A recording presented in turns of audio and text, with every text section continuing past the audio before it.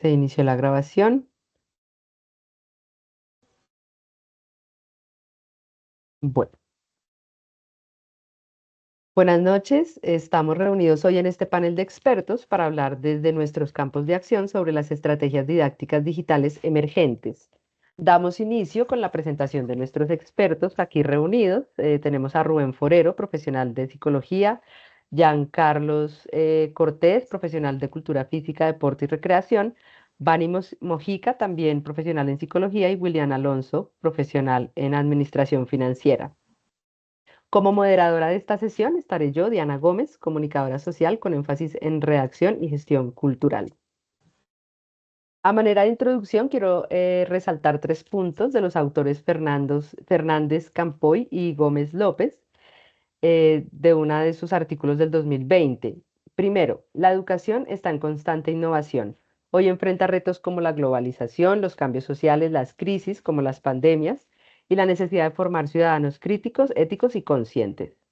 Segundo, el sistema educativo debe adaptarse a los cambios sociales mediante estrategias innovadoras, razón por la que estamos reunidos hoy. Y tercero, resaltemos que la innovación educativa muchas veces son ciclos de actualización de ideas que ya funcionaron en el pasado, es decir, se reciclan y se pasan a un contexto actual.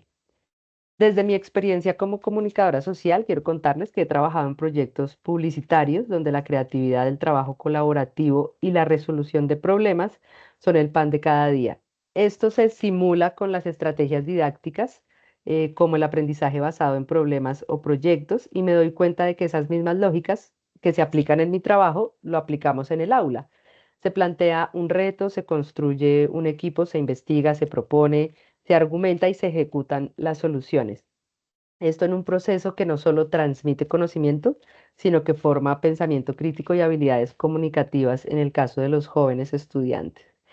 He trabajado en espacios donde la educomunicación ha sido el eje, que es un tema que a mí me interesa particularmente, y quiero hablarles de un ejemplo de un taller que realicé para jóvenes que estaban interesados en el arte, el feminismo y el collage.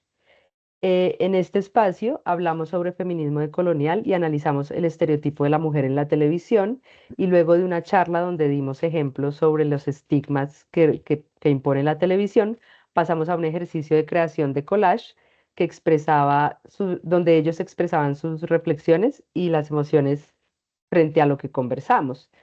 Este tipo de experiencia hace parte del aprendizaje basado en proyectos, el autoaprendizaje y la enseñanza por descubrimiento, ya que los jóvenes construyeron allí mismo conocimientos desde sus propios intereses y sus propias vivencias. Ya analizando el ejercicio, notamos que es un ejercicio de aprendizaje situado porque el conocimiento salió de un contexto social y cultural auténtico de un interés particular. No solo se trató de comprender ideas, sino de reinterpretarlas y transformarlas en arte en este caso. Para abrir ya nuestra charla, quisiera preguntarle a mi compañero William. Estoy aquí haciendo un aporte sobre didáctica crítica y me gustaría preguntarle si cree que la estrategia crítica como la del collage puede considerarse digital si se lleva a una plataforma virtual. Gracias, Diana. Buenas noches, compañeros, ¿cómo están? Bueno, me parece una excelente pregunta. Es una reflexión que realmente es bastante relevante en el ámbito académico, ¿no? Especialmente cuando se discute una interacción entre la pedagogía crítica y la tecnología educativa.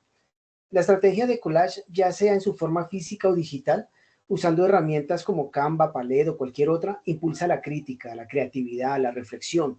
Permite seleccionar y reorganizar elementos, lo que le convierte en una herramienta increíblemente poderosa para la expresión tanto personal como colectiva, ¿no?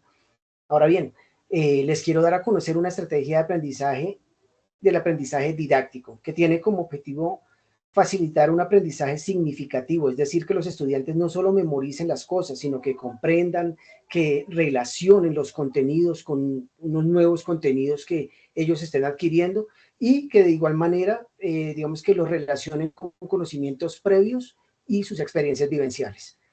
En el contexto de una educación que coloca al estudiante en el centro, quiero compartir esta estrategia que fue propuesta por el señor David Azubel. Según su teoría, El aprendizaje se vuelve mucho más efectivo cuando el nuevo conocimiento se conecta con lo que ya sabemos, lo que ayuda a que la comprensión sea más profunda, aplicable en diferentes situaciones. El objetivo principal es que los estudiantes logren una comprensión completa del tema a través de una experiencia de aprendizaje activa, contextualizada y con significado. Esta estrategia está pensada para estudiantes motivados que tienen una curiosidad natural por aprender en un entorno donde se ha notado la necesidad de fortalecer ciertas competencias o habilidades. Esta estrategia tiene en cuenta 4 momentos didácticos que vamos a nombrar en este momento. El primero es la activación del conocimiento. El segundo es la exploración y construcción de ese conocimiento.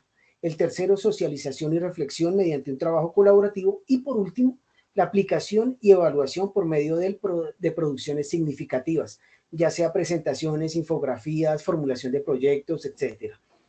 La actividad se relaciona de manera directa con las experiencias diarias de los estudiantes, ayudando a que asimilen nuevos conocimientos a través de su propia elaboración, tal como fue citado en su momento por Añez Becerra y Busquet en el año 2003. Lo voy a citar de manera textual. Dice, no solo es Ok, suficiente atender a los aspectos y mecanismos conceptuales de los alumnos, existe un sinnúmero de relaciones interdependientes socioculturales, es decir, el aula, la escuela y el entorno social. Esta estrategia muestra que un diseño pedagógico intencional, no solo eleva los resultados académicos, sino que también convierte la experiencia educativa en algo realmente significativo y auténtico. Muchas gracias. Gracias. gracias, William, perdón, La estrategia que expones, basada en aprendizaje significativo, integra lo cognitivo, lo social y lo contextual, según lo que yo entendí, que es también un poco como la didáctica crítica de la que yo estaba hablando hace un momento, y está enfocada en el estudiante. Ahora bien, vamos a escuchar el enfoque desde los docentes con la inteligencia artificial en el aula con nuestro compañero Giancarlo. Claro que sí, Diana, muy buenas noches, compañeros, muy buenas noches. Efectivamente, como tú lo mencionas, en relación de los docentes y la inteligencia artificial, podemos ver que hoy en día la transformación tecnológica, el avance que ha tenido, ha sido muy significativo, pues, en nuestra era, en el tiempo que nosotros pasamos, podemos evidenciar toda la parte tecnológica, cada vez está revolucionando mucho más el mercado, nuestro día a día. Pero la inteligencia artificial y estas herramientas digitales también revolucionan la parte educativa, estos entornos educativos. Vemos muy bien que los estudiantes hoy en día tienen ese deseo por aprender y buscar la información de varios lugares. Entonces, se apoyan mucho de estas herramientas digitales y allí pueden adquirir un conocimiento significativo de forma autónoma. Ahora bien, ¿qué pasa con los docentes? Los docentes también se insta a que ellos tengan la capacidad de interactuar, ¿sí?, con la inteligencia artificial y apoyarse de ella en los procesos educativos de los estudiantes, que se vinculen en las aulas y mejoren este proceso de enseñanza. Según Delgado y Frutos, en el 2023 realizan una investigación reconociendo que los docentes presentan ciertas limitaciones a la hora de vincular la inteligencia artificial dentro del aula. Dentro de esas limitaciones, ellos encuentran que los docentes muchas veces buscan, no tienen la experticia, quizás no tienen la formación o piensan que con la llegada de la inteligencia artificial va a ocurrir una deshumanización. Entonces, quizás esas son como las falencias, los puntos de quiebre que los docentes encuentran. Pero más adelante en su estudio encuentran que en la vinculación de la inteligencia artificial en el aula tiene muchos beneficios. Dentro de esos beneficios es que favorecen el proceso educativo y cognitivo de la persona. Además de generar estos factores, se tiene que con la inteligencia artificial se presenta un aprendizaje personalizado, tiene una mejor accesibilidad a la información y puede generar un aprendizaje autónomo y mejora de habilidades técnicas. Ok, Entonces, es ahí donde los docentes tienen que ver y apoyarse de este factor, de esta herramienta digital para favorecer ese proceso de enseñanza. Más adelante, según Pérez y González en el 2024, en un artículo, estuve revisando sobre la formación en docentes para el uso de la inteligencia artificial. Estas personas nos indican que la formación del docente en el uso de la inteligencia artificial es fundamental para enfrentar los desafíos educativos, tecnológicos, que le permitan al docente mejorar su proceso de enseñanza. Entonces, vemos cómo la nueva generación quiere aprender de una forma diferente. Entonces, el docente tiene que pasar de una enseñanza tradicional a una más contemporánea y de esa forma relacionarse y tener un vínculo mejor y mayor con el estudiante. Entonces, sería muy bueno que los docentes tuviesen cursos, talleres, para que cada vez se apropien mucho más de esta herramienta digital. Muchas gracias. Gracias, Giancarlo. Bueno, vemos que es un reto muy importante el trabajo del docente frente a los desafíos tecnológicos que estamos viviendo ahora, pero también vemos que la inteligencia artificial todavía no reemplaza al docente.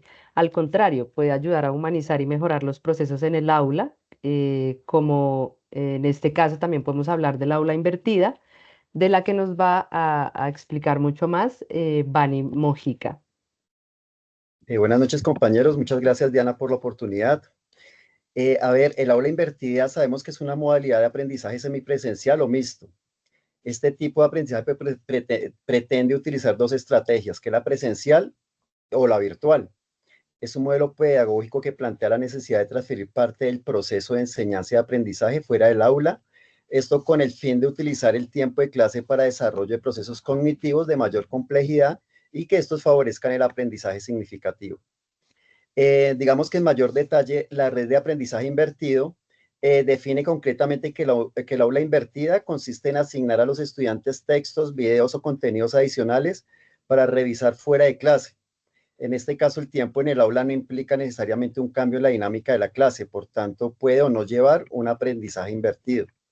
Mire, compañeros y Diana, que aquí, pues, teniéndolo en cuenta desde mi parte de mi labor como coordinador pedagógico en el sistema de responsabilidad penal en adolescentes, el aula llega a los chicos, la Secretaría de Educación llega a los chicos. Nosotros preparamos, los chicos se preparan con anterioridad, como lo dice la red de aprendizaje invertido, se les facilitan los textos, los videos, los contenidos adicionales, las salas de sistemas, cosa de que ellos puedan investigar, puedan averiguar antes de llegar al aula.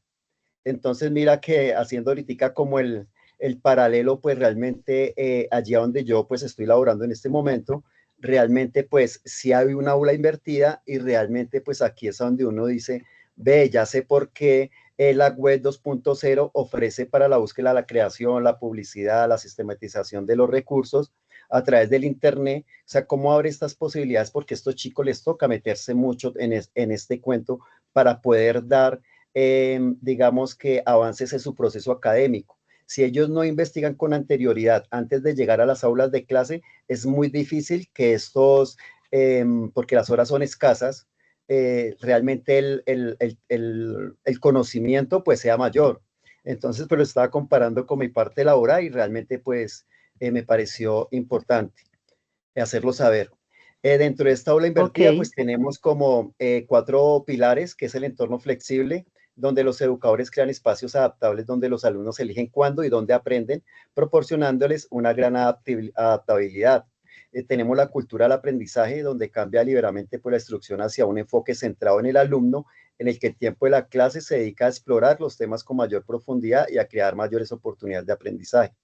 También tenemos el contenido intencional, el que nos permite maximizar el tiempo de clase, y el educador profesional, el cual observa continuamente a sus alumnos proporcionándole retroalimentación relevante en cada momento. Teniendo en cuenta, pues, las autoras de Walborg y Johnson Anderson en 1998, ellas proponen un modelo donde los estudiantes antes de clase tienen un primer acercamiento con el contenido.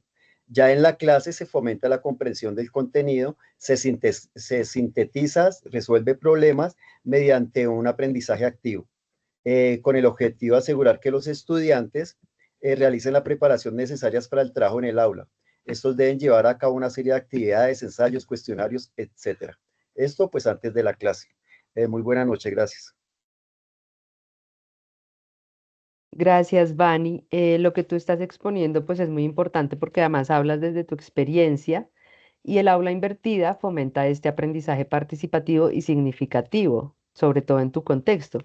Este modelo, según lo que nos cuentas, potencia el uso pedagógico de las tecnologías y esto nos lleva a pensar en el papel clave que juegan hoy en día las herramientas digitales en el aula y ese es un tema que va a abordar en este momento Rubén Forero. Gracias, compañera Diana. Buenas noches, compañeros. Sí, propuesta es, imaginen un aula donde la inteligencia artificial detecta que un estudiante no entendió un concepto y le sugiere ejercicios personalizados. O donde los alumnos aprenden historia explorando ruinas mayas a través de la realidad virtual. Esas tecnologías pues ya son una realidad y se pueden implementar en nuestras aulas. Los beneficios de la inteligencia artificial y de las tecnologías emergentes en nuestra aula, pues lo que permite es que haya una personalización de ese aprendizaje. ¿Qué nos permite? Que se puedan adaptar recursos educativos a ritmos y estilos individuales de cada estudiante. Cada estudiante aprende de unas formas diferentes. También nos permite, dentro de esos beneficios, es la automatización de las tareas. Muchas veces nosotros como docentes necesitamos tiempo para otras actividades creativas o de formación, lo que permite esta automatización de las tareas a través de aplicaciones como Copilot o ChatGPT, pues nos ayudan a generar rúbricas de evaluación o resúmenes de algunos temas. Dentro de esos beneficios también está acceso a datos prediscitivos. Entonces, la inteligencia artificial puede detectar ciertas situaciones que estén sucediendo con un estudiante, ¿cierto? Por el volumen de información que pueden analizar. Y de esta manera, pues, identificar en qué áreas requiere ciertos refuerzos para su proceso formativo.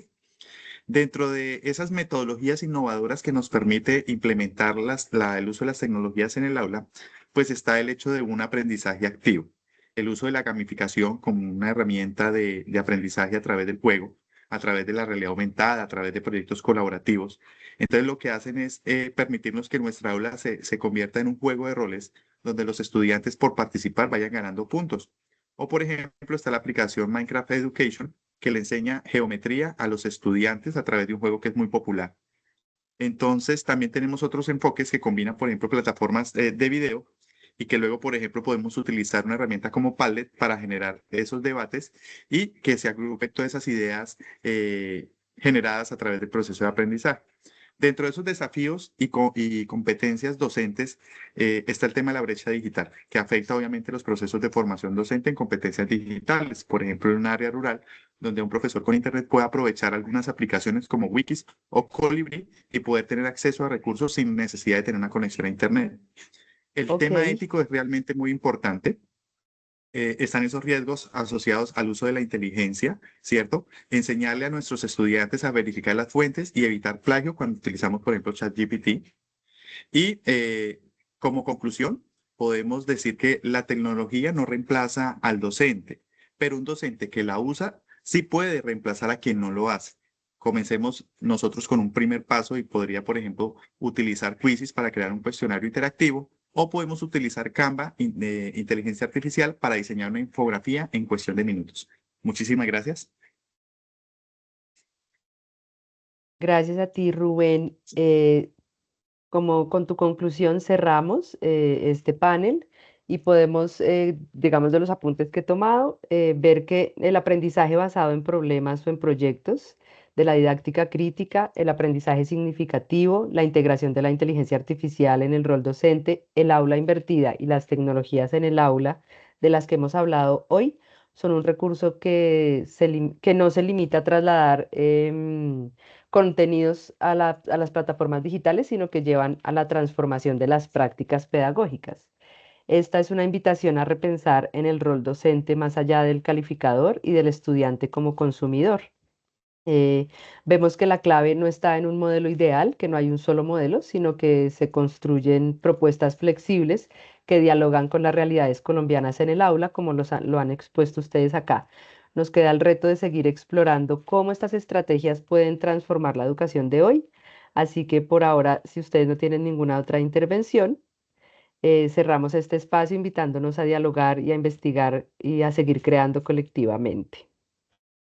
Buenas noches y gracias por su participación. Muchas gracias a Diana. todos. Muchas gracias, Buen día, compañeros. A todos. Gracias.